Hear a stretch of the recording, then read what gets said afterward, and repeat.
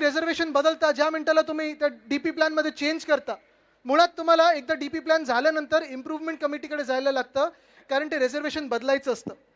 आणि ते बदलत असताना आपल्याला खरोखर दुःख वाटलं पाहिजे की मुंबईत जी कुठची मैदानं होती ती कमी होत चाललेली आहेत, झाडं कमी होत चाललेली आहेत, आणि तिथे सगळीकडे बिल्डिंग ह्या पुढे येत आहेत.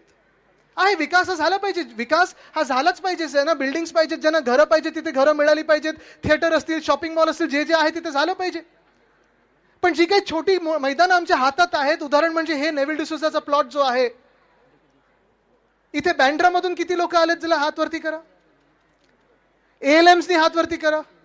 I see a lot of ALM members here. I'm sure you have played here before. This was an open space. All of this was open here.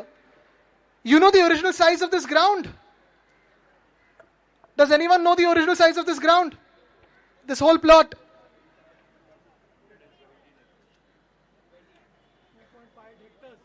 Can someone tell me?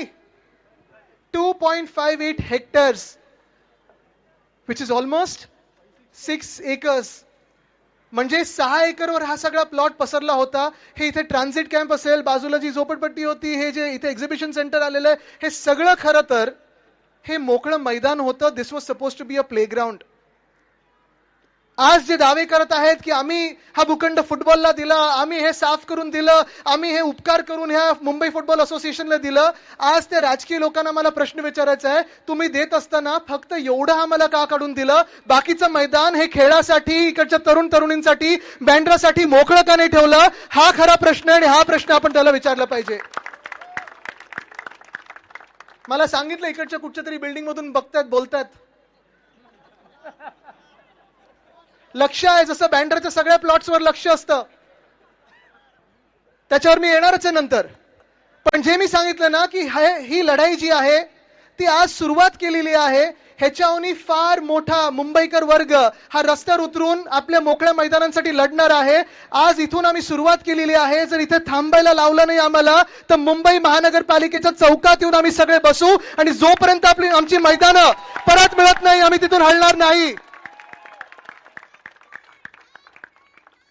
कितीही वेळ लागला तरी आम्ही तिथून हलणार नाही. कारण जसं आज इथे कन्व्हेन्शन सेंटर तुम्ही करत आहात, इथे रंगशारदाला तुम्ही नोटीस दिलेली आहे, ते पण तुम्हाला ढापायचंच आहे. तुमच्या घरातले जे आहेत ईडी वाले, त्यांनी नोटीस पाठवली, ठीक आहे, जरा कोणा नोटीस पाठवायचे करा ना, मोकळं मैदान ते पण करा, महापालिकेला द्या, जे काही करायचंय. पण सगळीकडे भूखंड भूखंड भूखंड. पाली हिल मध्ये देखील, इथे मला परवा ALMचे सगळे लोक बँड्राचे आलेले ते सांगत होते, पाली हिल मध्ये पण एक मोकळं मैदान होतं, तिथे पण जनतेचा पैसा, DPCचा पैसा वापरून तिथे कंटेम्प्ट ऑफ कोर्ट करून तिथे आता बांधकाम सुरू केलेलं आहे. तो लढा पण देणार आहे आम्ही, तिथे पण येणार होतो आम्ही. विंग्सच्या बाजूला इथे भूखंड घेतलेला आहे. हा विंग्सचा पण भूखंड हा फक्त मॅनेजमेंट आणि सिक्युरिटीसाठी दिला होता. विंग्स मध्ये किती लोक जातात तिथे खेळायला? पैसे द्यायला लागतात ना. किती द्यायला लागतात?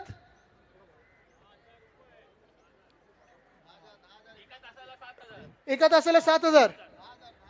जे काही आहे, पण why should we be paying for our own grounds? मुद्दा हा आहे की जर हे तुम्हाला सिक्युरिटी आणि मेंटेनन्स साठी दिलेलं आहे, तर ते पण मैदान प्रायव्हेटाइज करायचं. Andheri sports complex, Chhatrapati Shivaji Maharaj sports complex, तिथे परवाच मी जाऊन आलो. आता हरुणजी जे सांगत होते, मोकळं मैदान, मोठं मैदान आहे, ह्यूज प्लॉट.